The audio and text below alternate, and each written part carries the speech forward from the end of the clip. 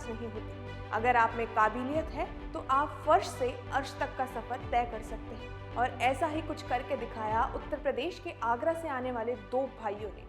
नमस्कार, मैं प्रगति स्वागत करती हूं आपका जनतंत्र टीवी के डिजिटल प्लेटफॉर्म पर। देश में जेईई एडवांस परीक्षा का परिणाम जारी किया गया है, जिसमें आगरा के दो चचेरे भाइयों ने मैदान फतेह किया है। दरअसल केवल 600 रुपए रोज की दिहाड़ी पर घर की पुताई करने वाले दो सगे भाइयों के बेटे ने जेईई एडवांस परीक्षा पास कर सबको हैरत में डाल दिया।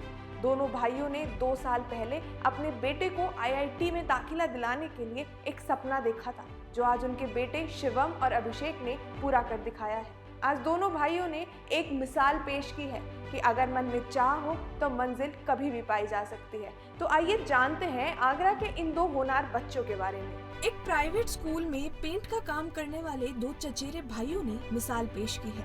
दोनों भाइयों को किसी ने आईआईटी के बारे में बताया।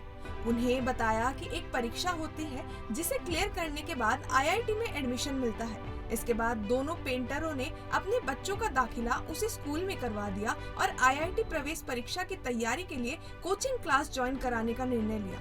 मूल रूप से उत्तर प्रदेश के ही झांसी के रहने वाले राजेंद्र कुमार और विजेंद्र कुमार 15 साल पहले काम की तलाश में आगरा आए थे।